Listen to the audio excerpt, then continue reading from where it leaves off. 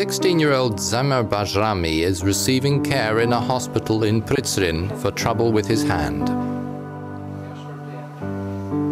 The boy came across some old ammunition in the family garden, material left over from the Kosovo War 8 years ago.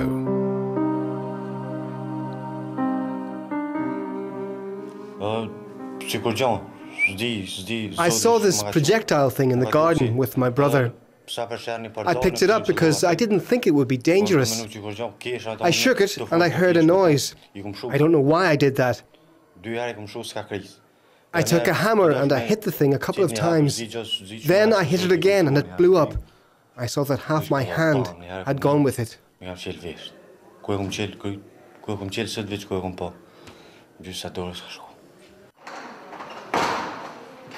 8 years after the war in the Serbian province of Kosovo, it's still dangerous. Near Pristina, the provincial capital, Austrian soldiers under NATO command look for leftover mines and other material to neutralize. The danger is always present. There's so much hidden munitions. In the war and even afterwards, during the rioting, there was a lot of stockpiling going on. In my opinion, that teenager's accident is due to one of those caches. The round was perfectly preserved. Versteck, einfach aufgrund der Tatsache, den Zustand dieser Patrone, sie war irgendwo geschützt vom Wetter und so weiter gelagert. Kosovo has been under United Nations administration since 1999, though it's still considered a territory of Serbia. 2 million ethnic Albanian Kosovans live with 100,000 Serbs in an area a third the size of Belgium. But the peace is under serious strain. The international community was convinced the Serbian government pursued a deliberate policy of ethnic cleansing from 1989. Many Kosovo Albanians were killed, others were never accounted for. A NATO bombing campaign to end the civil war involved aircraft and cruise missiles fired from planes, ships and submarines. Serbs suffered also. More civilians died. A defense expert in the European Parliament reflects. I think it's firstly a question of responsibility.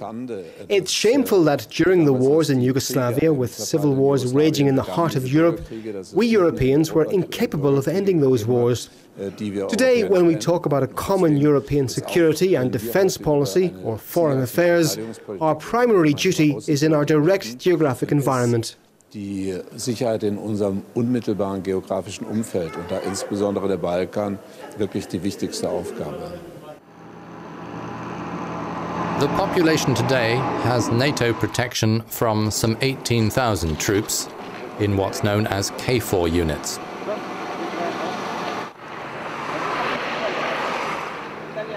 The situation is calm but not stable. We'll have to wait for the elections on the 17th of November, see what influence they have. The 10th of December, of course, is a decisive date that all the Albanian and Serbian Kosovars are impatiently waiting for. It stirred a lot of hope for Kosovo.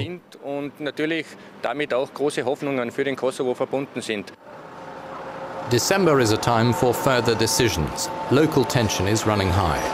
The Austrian KFOR troops based in Orahovac keep watch over some 22,000 inhabitants. Just 700 of them are Serbs, but their representatives make clear they're not about to abandon their claims. We have to satisfy both sides. When the war started, the Albanians wanted their own local administration. They insisted it be 100% under their control. We could give them that, but a compromise would be to place all the rest under the sovereignty of the Serbian Republic.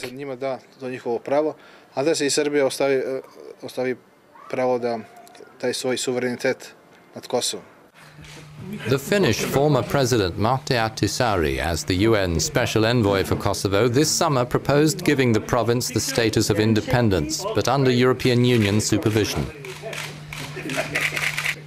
The bloc's High Representative Javier Solana supports this. The Serbs are reluctant to return to their houses, many in ruins. They are selling their land in the south.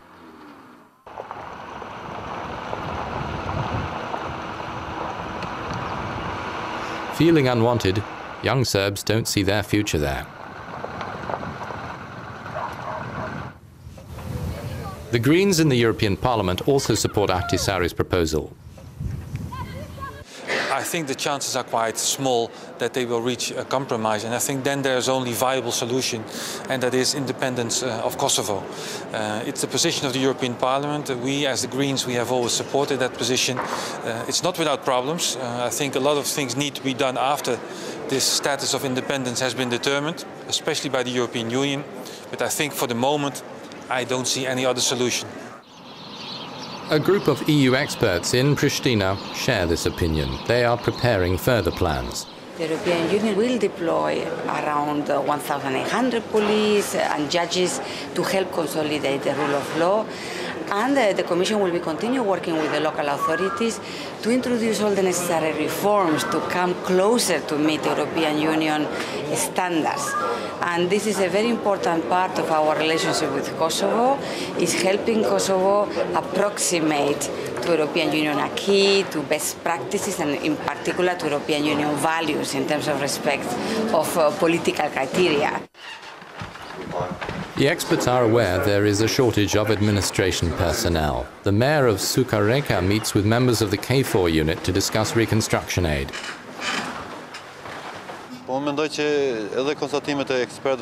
I am aware of the criticisms and misunderstandings between the inhabitants and the representatives of international organizations. But I think the truth lies in the middle ground. Kosovo couldn't ensure its own administration for a while yet. But when we have given input, we have had success. If Kosovo becomes independent, the Serbian flag will no longer be hoisted here.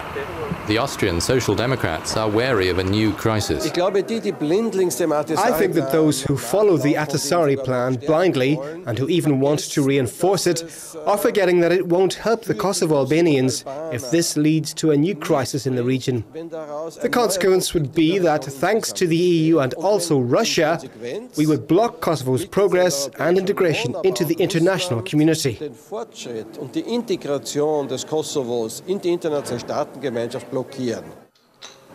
Kosovo's wounds, like any, need time to heal and care.